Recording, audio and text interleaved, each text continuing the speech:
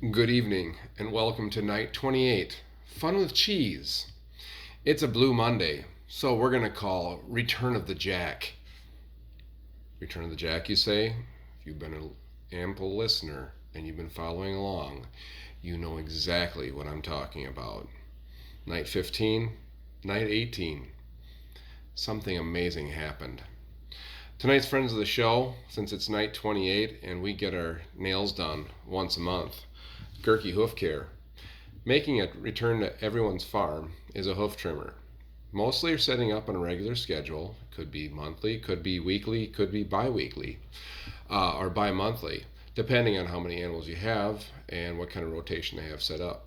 Mr. Gerke will run upwards of 30 to 40 animals through in a day, taking care of all those things.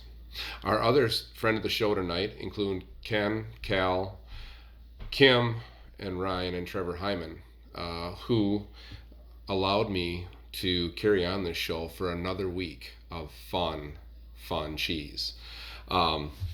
So, friends there, appreciate it. This one's going out to you.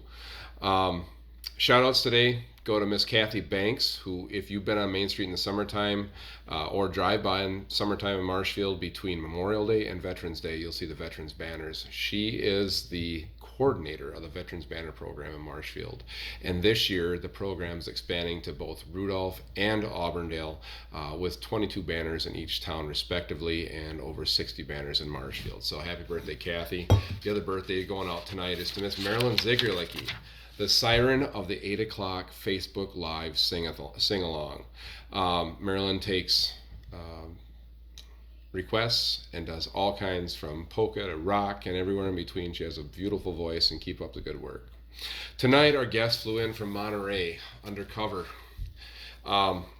If you remember back to episode 15, where we talked about with a blue crumble, that was in here.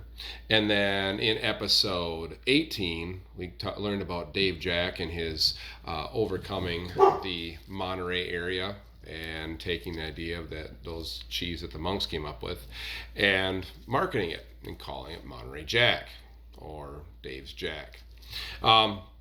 So day 28, we dressed Jack up, put him in a little incognito, and take him for a trip because it's my opportunity to stop at Natesville today. I'm always into stories and how things came along, and I was talking to master cheesemakers Ken and Kim Hyman, and I was told the story of Blue and Buffalo Jack.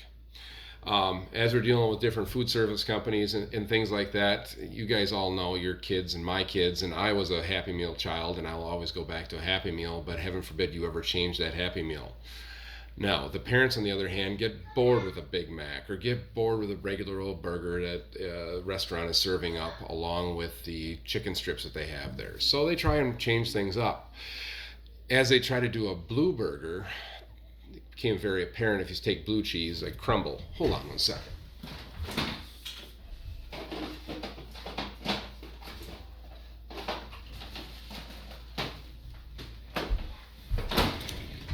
So you put this blue cheese crumble on a burger, and it's going to fall right off.